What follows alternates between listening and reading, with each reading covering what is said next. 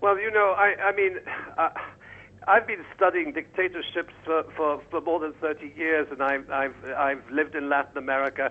The United States has never been concerned with dictators. In fact, they install the dictators as long as those dictators follow their orders and establish a proxy state and serve U.S. interests. And that was the case in Chile under the Pinochet regime, and that was the case in Argentina, in Brazil, and in Central America.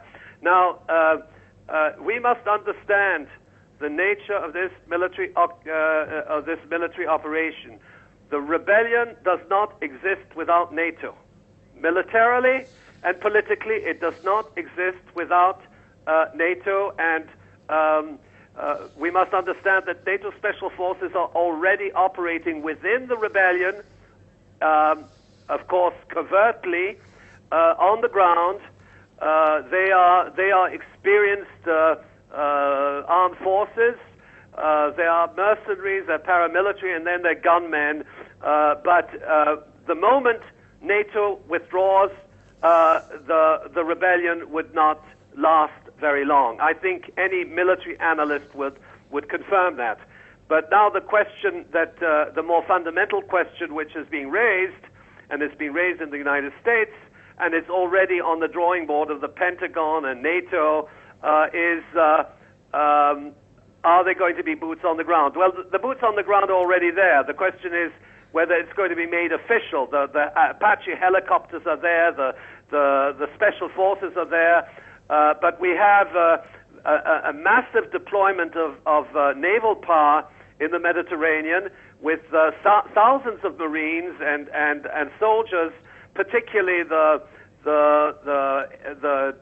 George Bush Senior, the USS George Bush Senior. It's the latest aircraft carrier, which is a sort of high tech. It's just been released, and it has positioned itself in the Mediterranean, and it is there in the case there's a ground war. Well, then we would see Allied forces landing on the beaches in Libya. Now, if you look at the scenarios, I don't think that the rebellion on its own would last very long.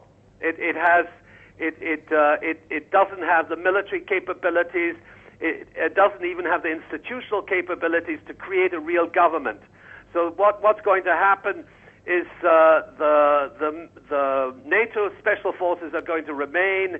Others are going to come in, perhaps not officially, boots on the ground, and eventually they're going to establish, as they did in Iraq in 2003, they're going to establish some kind of proxy Libyan government with the people whom they can trust, who are their